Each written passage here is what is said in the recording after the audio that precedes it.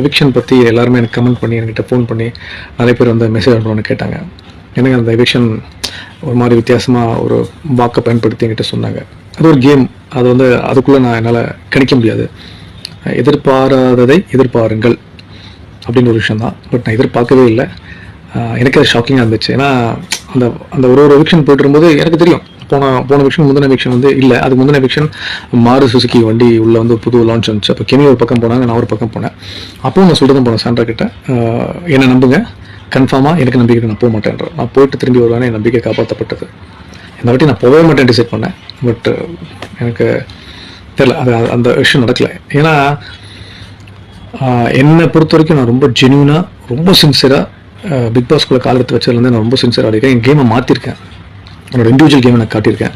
உங்களுக்கே தெரிஞ்சிருக்கும் அந்த துண்டிக்கப்பட்ட அந்த விஷயம் கொடுத்ததுக்கும், அதுலேருந்து மறுநாள் டாஸ்க்கும் சரி, ஸ்கூல் டாஸ்க்கும் சரி, பெஸ்ட்டு டீச்சர் கிடச்சிருக்கு, நல்ல பிளேயர்னு கிடச்சிருக்கு, கிரெடிட்டபிலிட்டி கிடச்சிருக்கு.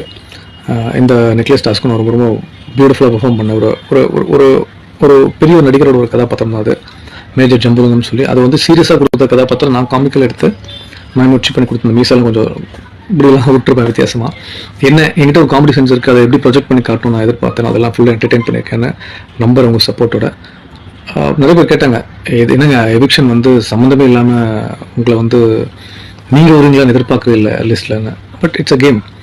உண்மையிலே நான் உள்ளே இருந்ததுன்னா இதை விட பெட்டராக பெஸ்ட்டாக நான் உங்களை என்டர்டெயின் பண்ணிப்பேன். அதோட பெரிய நம்பிக்கை இருக்குது.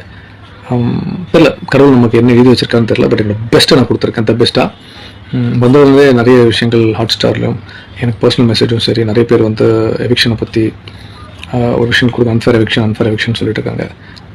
அதில் என்ன சொல்கிறேன்னு எனக்கு தெரியல. பட் இருந்தாலும் எனக்கு ரொம்ப சப்போர்ட் பண்ணிங்க. அதுக்கு இந்த நன்றி கடனாக இந்த வீடியோ நான் கண்டிப்பாக என்னோட ரொம்ப பிடித்தவர்களுக்கும், நண்பர்களுக்கும், உறவினர்களுக்கும், ஃப்ரெண்ட்ஸுக்கும் உங்கள் சப்போர்ட் நிச்சயமாக கொடுக்கணும், கொடுத்துட்டே இருக்கணும். நீங்கள் இல்லைனா நான் நிச்சயமாக இந்த இடம் வரைக்கும் வந்திருக்க மாட்டேன்.